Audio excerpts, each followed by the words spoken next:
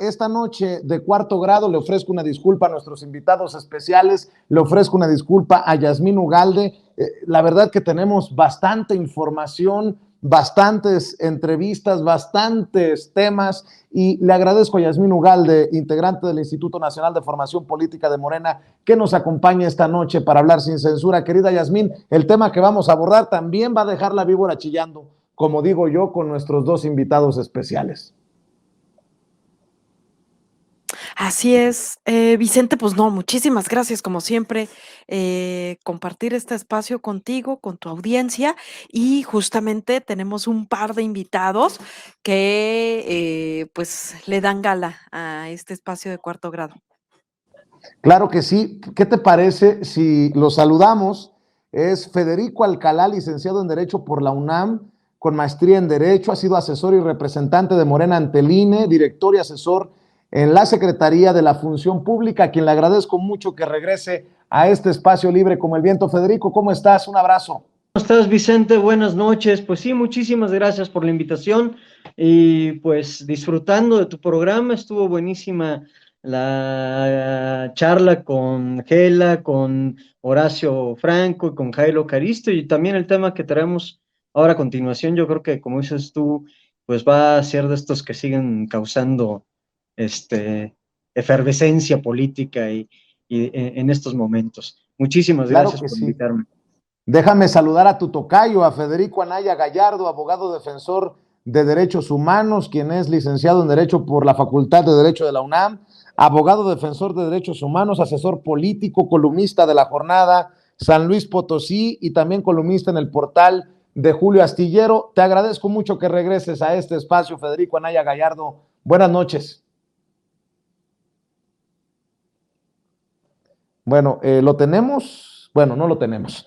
Le agradezco a Federico. A ver, ¿por dónde empezamos, Yasmín Ugalde? Este libro que se presenta, La democracia no se toca, es una oportunidad de golpeteo y de mentir abiertamente por parte de Ciro Murayama y de Lorenzo Córdoba. Hoy sabemos también, ya con el aval de personajes como Roberto Madrazo, como Carlos Alarraqui, la propia Carmen Aristegui. Y bueno, pues eso de que la democracia no se toca es una falacia, una payasada, porque precisamente desde el Instituto Nacional Electoral, desde el árbitro electoral, vaya que se han manoseado no solamente el instituto, sino esta idea que nos venden como democracia. Sí, justamente, una vez más, pues, ¿no? Estos que se creen amos y dueños, ahora nos vienen a platicar lo que es la democracia, ¿no? O sea, estos que, como justamente acabas de decir, la han manoseado, o sea, no la han tocado, sino la han manoseado, son quienes quieren venirnos a decir, ¿no? ¿Se acuerdan que hace algunas semanas ya habían empezado con el tema de que el ADN, ¿no? Ya venían construyendo esta narrativa, que aparte viene en una endanada, pues, de temas, de coyuntura. Este es uno más donde no solamente hay definiciones políticas, hay un agrupamiento importante de personajes políticos, pero justamente de lo que queremos hablar es, bueno, si bien hay un asunto político, bueno, quien presenta este libro, ¿no? También tiene todo un sesgo, ¿no? O sea, quien acompaña a estos personajes a presentar este libro, pues tiene todo un mensaje, pero a mí me parece peculiar el tema de que dicen, bueno, la democracia no se toca, sí, haciéndonos una vez más a un lado al pueblo, a la ciudadanía consciente, justamente porque nos vienen a enseñar qué es la democracia, sin dar la justa medida, pues, de que la democracia, pues, la hacemos todas y todos, ¿no? La democracia la ha construido el pueblo. Y mira que en nuestro país nos ha costado mucho trabajo ir construyendo la idea de una democracia, precisamente quitando esta idea errónea donde la democracia es una cuestión de políticos, de unos cuantos, y hemos asumido la responsabilidad con una ciudadanía consciente a que la democracia es una democracia participativa. Ese es el ideal, pues, ¿no? De este momento histórico. Entonces, a mí me parecería que ese es un punto medular, ¿no? Claro, Federico Alcalá, dicen Ciro Murayama y Lorenzo Córdoba que la democracia no se toca. Yo pregunto, ¿la democracia de acuerdo a quién? Porque son estos personajes los que han declarado que la democracia no está en el ADN de los mexicanos. ¿Por dónde le entramos, Federico Alcalá? Bueno, mira, Vicente, yo creo que ese comentario tiene que ver con el ADN de ellos. Tenemos que recordar este escándalo de Lorenzo Córdoba, de cómo denosta a un integrante, un líder de una comunidad, de un pueblo originario. Acuérdense, fue un escándalo, por eso el presidente, por eso Andrés Manuel vuelve a tocar ese tema, ¿no? Eres un racista. Es decir, eso de que la democracia no está en el ADN de los mexicanos, es decir, que yo soy más que los mexicanos, ¿no? Es decir, la democracia no se toca. Bueno, no se toca el modelo de democracia que yo quiero vender. O sea, el modelo del hijo de descendiente de italianos, de gente blanca, de gente que somos gente, ¿no? O sea, él dice, yo soy gente. El resto es el pueblo, y el pueblo, para él el pueblo es ignorante, es el pueblo de toro sentado, del llanero solitario, al que se le puede denostar, al que se le puede criticar, al que se le puede hacer minimizar. Es decir, ellos todavía traen esta idea como de casta divina, de que la democracia es un privilegio de las minorías, de las élites, ¿sí? Traen una idea, sí, de un concepto de democracia arcaico, el concepto de democracia de los griegos, donde solamente la pequeña élite, es decir, aquellos que estaban formados y preparados y podían controlar al resto de la población. Es decir, todos los demás somos bebés que no conocemos de nuestros derechos, que no conocemos ni tenemos expectativas hacia un cambio y una transformación política, y ellos son los que nos dirigen, ¿no? Ellos son los que nos tienen que dirigir. Entonces, sí es una situación compleja. Este comentario de Lorenzo Córdoba no solamente es desafortunado, para mí es discriminatorio, racista, es decir, él se sigue montando en una columna como si fuera una estatua de la pureza democrática, sigue llamando, por ejemplo, si tú ves la presentación del libro, dice, bueno, es que los Estados Unidos, que son el modelo de democracia, etcétera, etcétera, también están en crisis, ¿no? Es decir, bueno, entonces, para ti el modelo de democracia es aquel donde pequeños grupos de poder, ¿sí? Como los que están patrocinando ahora, ¿sí? Como los que le están financiando el libro, aquellos pequeños grupos de poder, aquellas camarillas de la corrupción, pero ellos son la élite, ellos son los que deben de mandar, ellos son los que deben de gobernar, ¿sí? No puede haber democracia participativa porque para ellos, ¿sí? La población, toda la gente que habitamos este país, somos unos infantes, somos unos ignorantes, somos gente que hablamos lenguas originarias, que somos indios patarrajadas, y por lo tanto no tenemos derecho, de acuerdo a su muy particular punto de vista, de vivir su modelo de democracia. A mí se me hace también, como dijo Gela, muy triste que Carmen Aristegui participe en esta presentación, ¿no? Y sobre todo que en Claro. el evento de la presentación estés con gente tan nefasta como Alasraqui, como Madrazo Junior, etcétera. Dice uno, ¿qué no se dan cuenta? Yo le diría a Carmen, ¿qué no te das cuenta del entorno con el que te estás aliando ahora? La misma gente que seguramente tú criticabas o pensabas que era o sea, enemiga del resto de la población, estos pequeños grupitos elitistas, ¿qué no se te hace nefasto que el señor presidente del Consejo General del INE, que está obligado jurídicamente a mantener imparcialidad, salga con estos temas, con este comentario de que la democracia no está en el ADN de todos los mexicanos, mexicanas y mexicanos, ¿sí? A mí se me hace un comentario completamente desafortunado, independientemente de la nula calidad que pudieran tener las dos publicaciones que ya lleva Córdoba, ¿sí? Que esto de la democracia no se toca y la democracia no se construyó en un día. Es decir, ahí tenemos un ejemplo de que estas personas efectivamente en su ADN, en su genética, ¿sí? No dejan de ser o de sentirse un pequeño grupo elitista, ¿sí? Excluido por encima de todos los demás. A mí me da mucha lástima Lorenzo Córdoba, compañera de la facultad, por ser hijo de Arnaldo Córdoba. Es decir, yo no puedo concatenar Arnaldo Córdoba y el pensamiento de mi maestro Arnaldo Córdoba con el pensamiento que trae este camarada ahora, ¿no? Este cabecilla, este Junior. grupo de gente con el que se junta. Yo creo que ese es el punto de, la democracia sí se toca, porque la democracia tiene que ir avanzando, y la democracia es precisamente desde la raíz de la palabra lo que las mayorías, lo que la gente quiere, el sistema de vida dentro de la participación política que estamos buscando todas y todos, no aquel que nos quieran imponer unas pequeñas minorías. Déjame saludar a Federico Anaya Gallardo, abogado defensor de derechos humanos.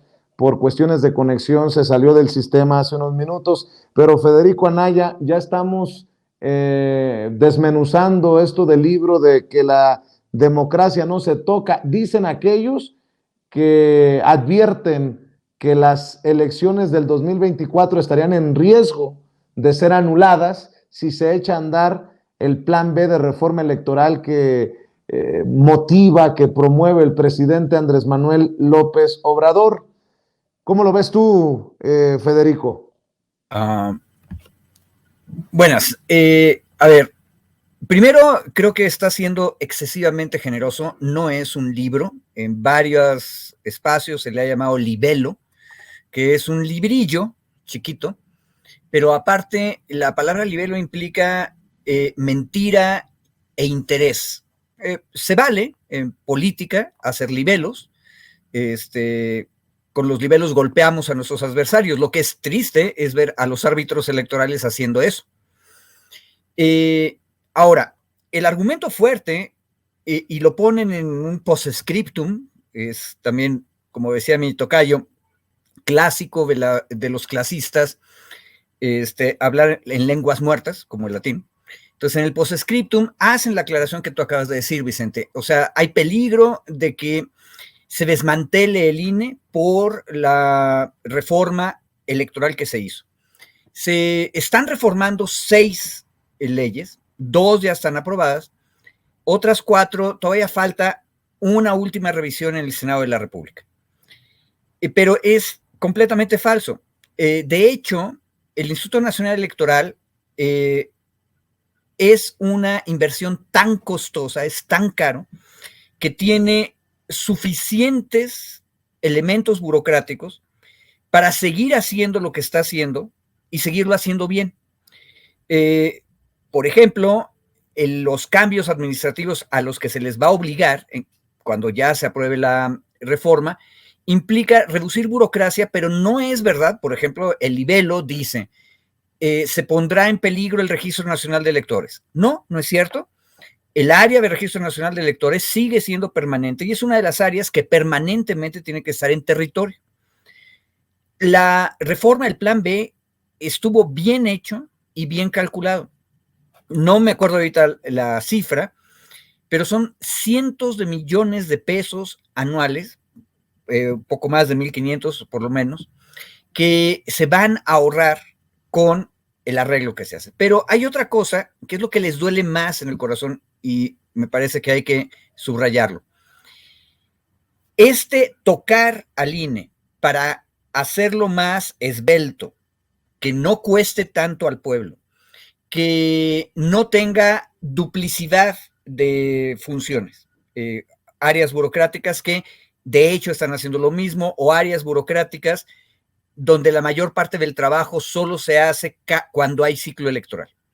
y el resto del tiempo realmente no están trabajando. Precisamente por eso se están duplicando y por eso una puede sustituir a la otra. Bueno, todo eso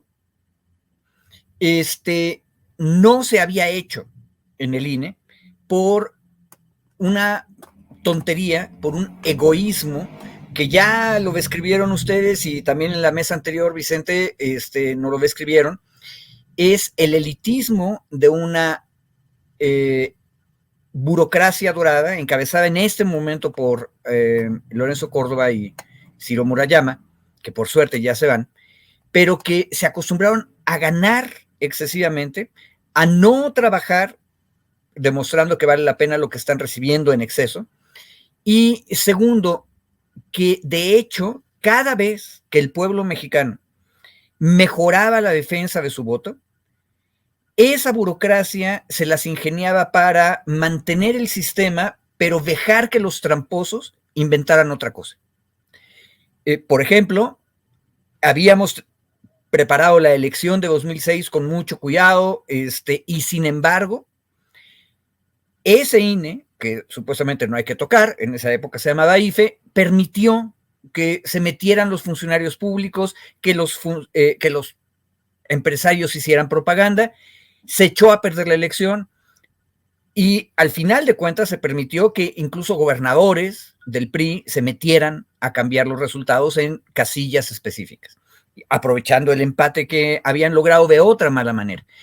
Nunca hicieron nada por el financiamiento indebido de 2012, nunca hicieron nada por revisar cómo se estaba utilizando los medios de comunicación para crear artificialmente candidaturas, pero eso sí, cada vez que había una reforma electoral, ellos justificaban tener más burocracia, aparentar que estaban haciendo las cosas, y recientemente lo vimos.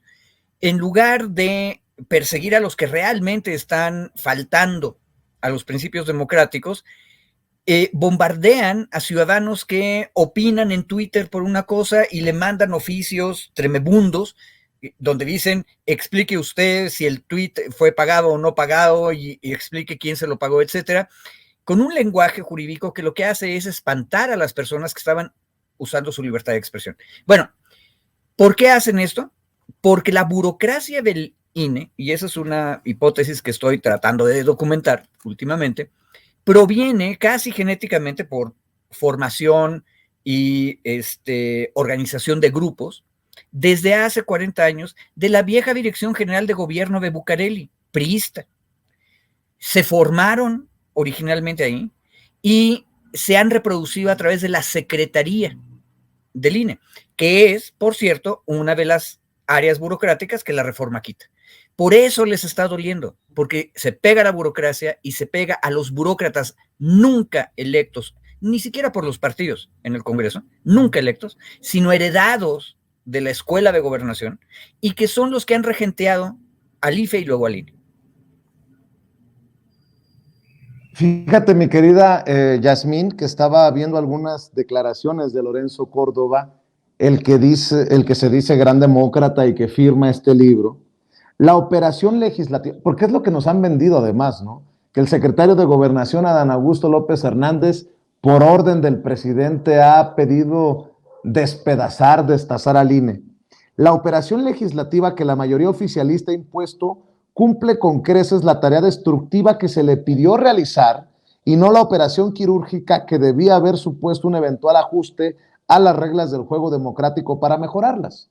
Lo retomo de un retuiteo del mismísimo Claudio X González, porque esa es la historia que están vendiendo, mi querida Yasmín. Y aparte nos quieren venir a vender una idea, una historia, pues, ¿no? A implantar una narrativa a quienes, fíjate, ahorita que escuchaba a Federico, hacía mención de 2 cosas que me llamaban la atención. Uno, un poco como este asunto justamente de la burocracia dorada, ¿no? Cuando decimos, bueno, es que nosotros lo único que buscamos es que, bueno, sobre todo ya a estas alturas, después de que no puede pasar una reforma constitucional democrática, pues, ¿no? Lo que se está buscando es justamente un instituto mucho más austero, ¿no? O sea, que esté un poco al nivel, a la altura, ¿no? Que esté apegado, pues, a los principios, ojo, principios éticos, ¿no? Que ha propuesto el momento histórico, ¿no? Que llamamos Cuarta Transformación, ¿no? Y justamente, pues, es donde empieza a doler, ¿no? Me llama la atención, justamente hablaba Federico, ¿no?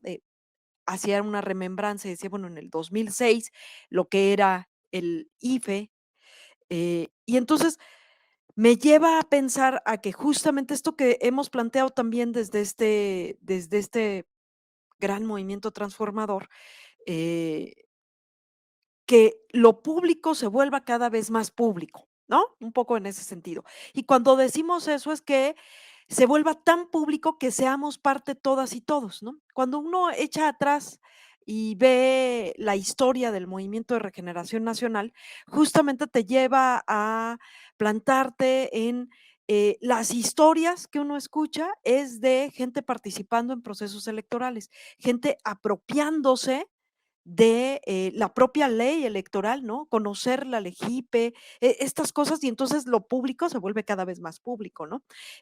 Justamente ellos vienen y ahora dicen, no, no, no, ustedes no saben de democracia. Ahorita que hablaba Federico de estos grandilocuentes discursos, ¿no? O lenguaje donde distan de el público, del pueblo, justamente nosotros estamos pensando en todo lo contrario, ¿no? Y quieren venir a implantar una narrativa distinta. Y por último, pensaba también, ¿no? Ahorita que hacías mención de esto que viene en este librillo, librelo, como le estaba mencionando aquí Federico también, eh, esto donde está en juego las elecciones del 2024, ¿no? O sea, ojo, cuidado, ¿no? Y me sonaba pues a algo muy parecido en el 2006, ¿no? Es un peligro para México. Siguen alardeando con esto, jugar con el miedo de la ciudadanía, pero pues se les olvida que el pueblo no es tonto, pues, o sea, la gente cada vez estamos más enteradas, más al pendiente, tenemos mucho más claro porque nos hemos apropiado justamente de estos temas, los hemos hecho cada vez más públicos. Así es. Déjame ir nuevamente con Federico Alcalá y plantear esto. Desde hace muchos años, desde aquel momento, desde hace muchos años que salió aquella grabación de Lorenzo Córdoba burlándose de los pueblos originarios, yo decía que por racista debería de renunciar. Pero también con el tiempo entendí que la soberbia no les ha permitido hacer una autocrítica en el INE. Creo que confirma este tuit de hace 3 días de Lorenzo Córdoba lo que digo. Está promoviendo lo de su libro en este evento en el que participó Carmen Aristegui y dice, se trata de un manual ciudadano para entender y defender nuestra democracia. Fíjate la soberbia, Federico Alcalá. Un manual ciudadano. Yo, Lord Lorenzo Córdoba, junto a Lord Ciro Murayama, entendemos y presentamos nuestro concepto de democracia. Y te damos un manual ciudadano para entender y defender nuestra democracia. No, pues qué chulada. Así, bueno, así lo entiendo yo, Federico Alcalá. Sí, no, es de risa. Mira, el gran punto, y yo creo que el otro día en la sesión que tuvimos ahí en el Instituto Nacional de Formación Política, bien lo dijo Pablo Gómez. Ahí hay un tema desde la perspectiva jurídica. El Instituto Nacional Electoral no puede por sí mismo impugnar las reformas que denominan Plan B, ¿sí? Es decir, acuérdense que el tema Plan B no es la denominación que le da Andrés Manuel, ni le da el presidente de la República cuando promueve estos temas en el Congreso. Nosotros mandamos una iniciativa de reformas a varias leyes dentro de todo el esquema de la normatividad electoral, obviamente buscando, si no se pudo, la reforma constitucional que abarcaba cambios verdaderamente trascendentales para orillar hacia un nuevo modelo de juego político, sí por lo menos hacer más ligera la carga económica, más ligera la carga presupuestal de lo que ahora es un monstruo llamado Instituto Nacional Electoral. A mí me extraña mucho porque el tema no es ya los dineros. A final de cuentas, Lorenzo Córdoba y Ciro Murayama ya se van, y se van muy bien compensados, es decir, van a llevarse muchísimo dinero. Ellos solitos ya se aprobaron un paquete de salida fabuloso, ¿sí? Más bien es este punto de la jugada que hemos estado analizando mi tocayo y Yasmín, en el sentido que, bueno, podrían ser varios elementos al mismo tiempo, ¿sí? Uno, donde Lorenzo Córdoba y Ciro Murayama quieren autorrepresentarse como la imagen viva de la democracia. Es decir, si tú sigues mis palabras, tú, pobre, ignorante pueblo manipulado, que desconocedor de tu destino, si tú sigues nuestras palabras, por eso ese comentario de que le estoy dando un manual, es como si te estuviera dando, mira, te estoy dando las instrucciones de cómo debes enfrentarte a esta agresión del gobierno en contra de algo que curiosamente ellos no lucharon por construir, sino fue la lucha de grupos sociales, de grandes conglomerados de la población, es decir, la lucha democrática desde el inicio de la transición democrática en el año 2000 a la fecha, no es la lucha de Ciro Murayama ni de Lorenzo Córdoba, es la lucha de millones de mexicanos que han ido evolucionando y cada vez han sido más partícipes en la política a llegar al punto de ya no permitir, ¿sí?, estos abusos de 2006, 2012 y llegar a 2018 precisamente ya no con una transición democrática, ¿sí?, no pasar del PRI al PAN con Fox, sino ahora es simplemente un nuevo camino hacia una nueva perspectiva de lo que es la democracia. Entonces, para mí, Lorenzo Córdoba y Ciro Murayama, aparte que son los dos individuos más nefastos que podemos tener en la historia del órgano electoral, y los hemos sufrido, lo sufrimos en la representación de Morena en el INE, esta perspectiva de alejarse, de manipular primero las cosas para supuestamente vender una idea de democracia, simular que estamos en un camino hacia la dictadura, cuando ni siquiera, o sea, las personas que me dicen es que vamos hacia una dictadura, discúlpeme usted, yo conocí al ministro de Educación del doctor Salvador Allende y él contaba lo que es una dictadura, ¿sí? Lo que es la persecución, el asesinato, ¿sí? La clausura de todos los derechos fundamentales de la sociedad, ¿sí? Nosotros vivimos al contrario, una etapa de plena reconstrucción de los derechos sociales, de los derechos culturales, de los derechos humanos de la sociedad, y el camino de la cuarta transformación va orillado precisamente a que la ciudadanía, como bien dijo Yasmín, sea más participativa, conozca, defienda sus derechos y se encamine a una democracia donde verdaderamente esté participando. A mí se me hace de una soberbia absoluta los videos que están en YouTube y la presentación de donde hay una entrevista donde salen Murayama y Lorenzo Córdoba con Ciro Gómez Leiva y dicen es que es un manual ciudadano y nosotros estamos dándole a los ciudadanos una herramienta para que defiendan esto que construimos todos a lo largo del tiempo, ¿sí? Siendo que, pues no, o sea, como dice bien mi tocayo, yo puedo entender que es un libelo para atacar políticamente al presidente Andrés Manuel.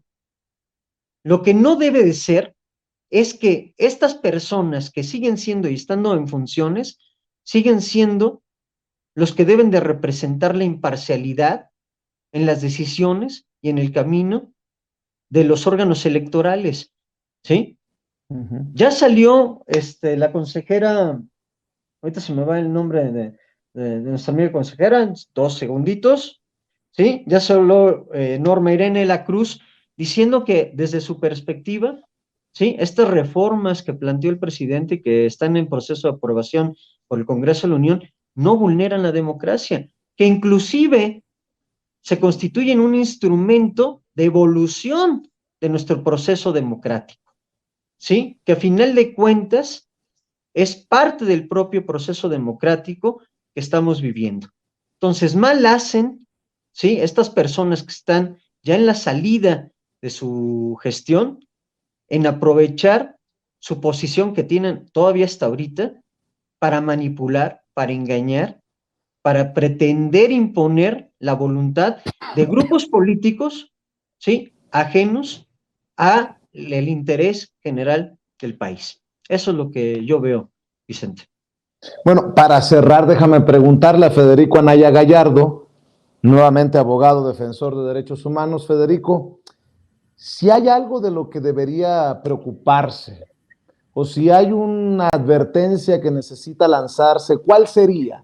Te lo pregunto porque, por ejemplo, entrevistaba a Dan Augusto López Hernández en la Cámara de Diputados, el secretario de Gobernación, y me decía, Lorenzo debería de escribir un libro que se llame Las mentiras de Lorenzo.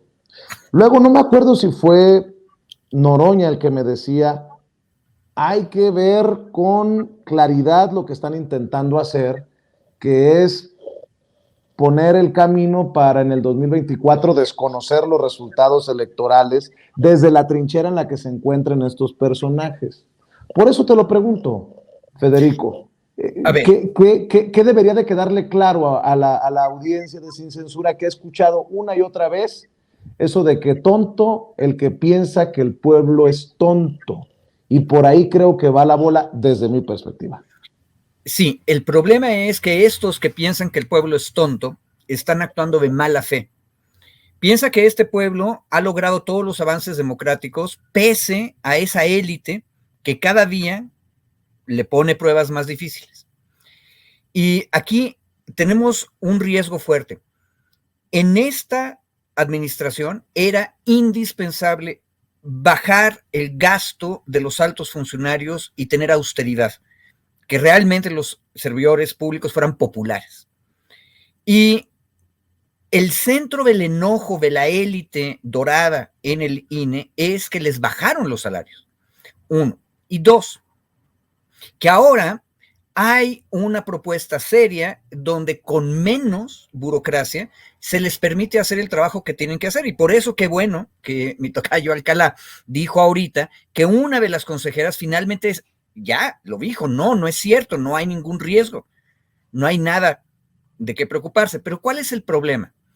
El problema real es que la burocracia dorada, que está más allá de los consejeros, aun cuando una vez que se apruebe la reforma de las 4 leyes que faltan en el Senado, la Secretaría Ejecutiva del INE tiene que desaparecer y tiene que cambiar, y los consejeros ahora sí van a administrar directamente el instituto, que ahorita te explico, no lo hacen ahorita.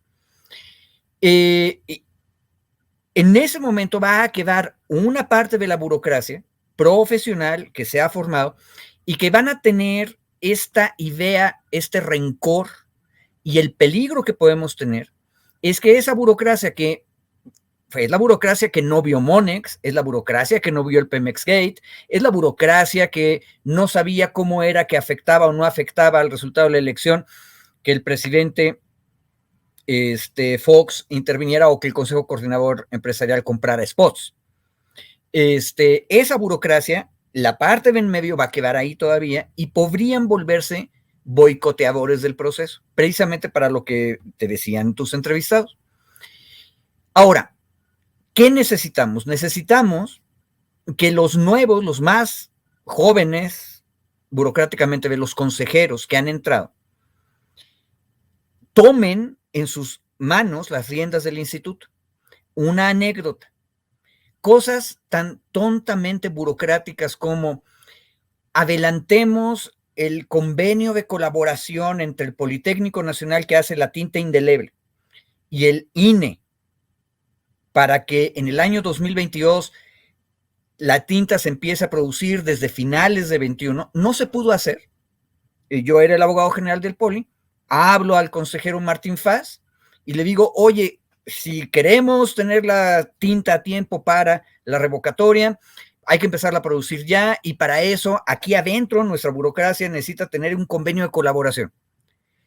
Y me horroricé porque Martín, que es, por cierto, un consejero que no está ganando los miles de pesos, porque dijo, yo sí voy a cumplir con la ley de austeridad, me dice, no, pero es que eso lo lleva Edmundo Jacobo, el secretario ejecutivo, y no se pudo hacer nada. El Poli tuvo que esperarse prácticamente hasta el 1 de enero para que se firmara el convenio y empezar a producir las tintas a trompicones corriendo, porque la burocracia dorada hace las cosas como quiere. Ese tipo de acciones son boicot. Y hay que estar listos, hay que estar vigilantes, y para eso necesitamos que los consejeros últimos que han sido electos y las consejeras estén vigilantes. La consejera Cruz, que mencionó mi tocayo, es una fuente, qué bueno que ya nos dijo, a ver, aquí no hay ningún problema, no hay riesgo, hay que darle seguimiento y pedirle que estén vigilantes. La reforma va a poner a los consejeros a administrar directamente su instituto, sin este señor, que en realidad es el gran mayordomo dorado, Jacobo, que es el que está realmente dirigiendo esa orquesta. Ojo, en otras palabras, las cosas son peores de las que había pensado la ciudadanía.